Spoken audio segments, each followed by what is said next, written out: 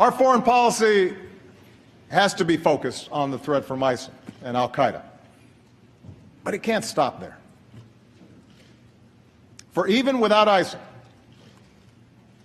even without al-Qaeda, instability will continue for decades in many parts of the world. In the Middle East, in Afghanistan and parts of Pakistan, in parts of Central America and Africa and Asia. Some of these places may become safe havens for new terrorist networks. Others will just fall victim to ethnic conflict or famine, feeding the next wave of refugees. The world will look to us to help solve these problems. And our answer needs to be more than tough talk or calls to carpet bomb civilians. That may work as a TV soundbite, but it doesn't pass muster on the world stage. We also can't try to take over and rebuild every country that falls into crisis, even if it's done with the best of intentions. That's not leadership. That's a recipe for quagmire, spilling American blood and treasure that ultimately will weaken us. It's the lesson of Vietnam. It's the lesson of Iraq, and we should have learned it by now.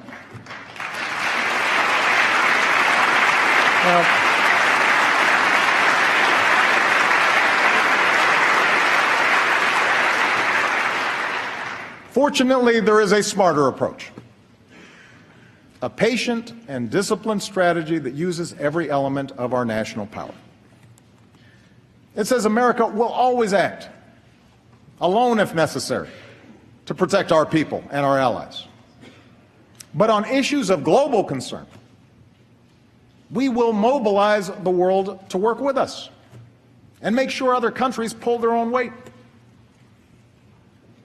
That's our approach to conflicts like Syria, where we're partnering with local forces and leading international efforts to help that broken society pursue a lasting peace.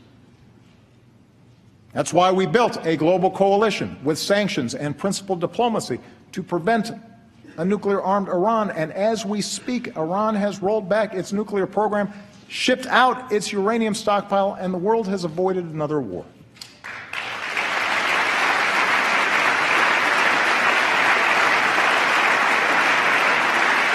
That's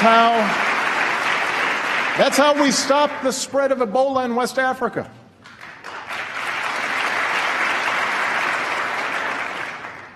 Our military, our doctors, our development workers, they were heroic. They set up the platform that then allowed other countries to join in behind us and stamp out that epidemic.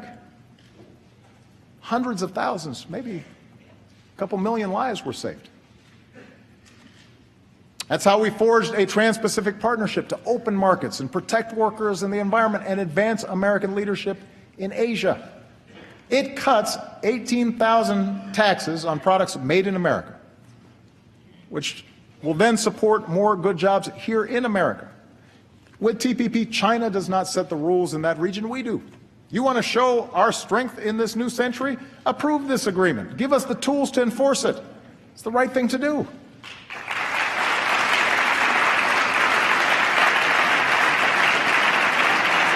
Let me give you another example.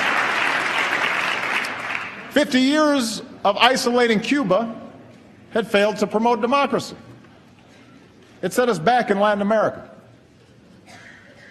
That's why we restored diplomatic relations, opened the door to travel and commerce, positioned ourselves to improve the lives of the Cuban people.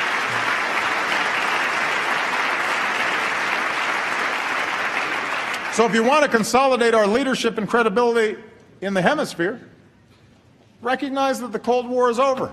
Lift the embargo.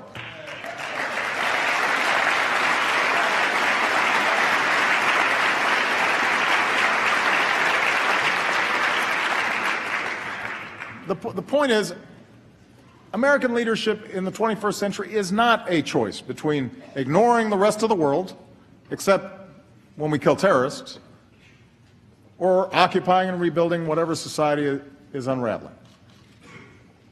Leadership means a wise application of military power and rallying the world behind causes that are right. It means seeing our foreign assistance as a part of our national security, not something separate, not charity.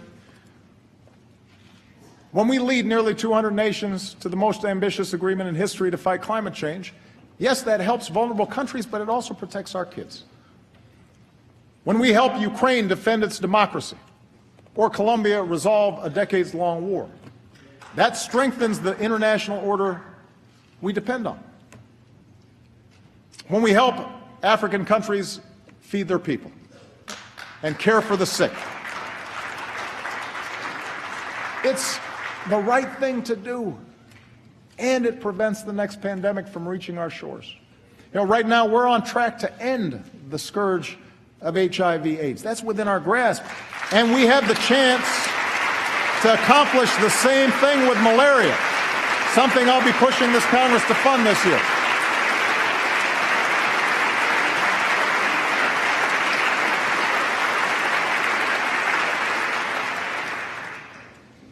That's American strength.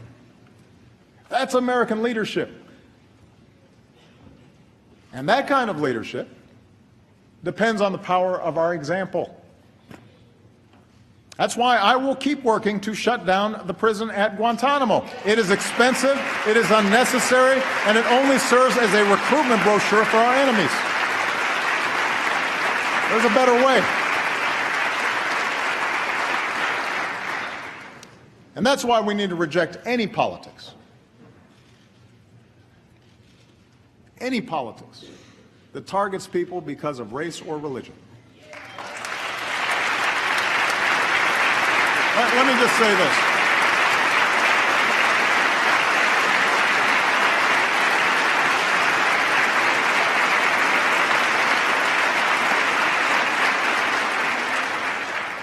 This is not a matter of political correctness. This is a matter of understanding just what it is that makes us strong. The world respects us not just for our arsenal.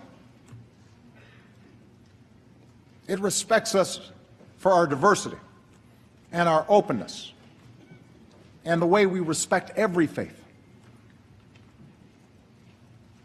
His Holiness Pope Francis told this body, from the very spot that I'm standing on tonight, that to imitate the hatred and violence of tyrants and murderers is the best way to take their place.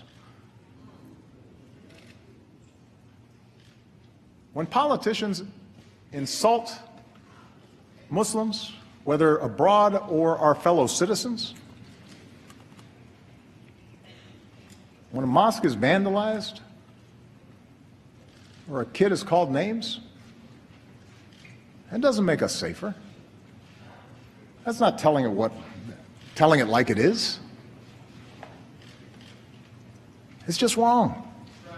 It diminishes us in the eyes of the world. It makes it harder to achieve our goals. It betrays who we are as a country. Angela Merkel. Why? Because she allowed millions of people to come into Germany.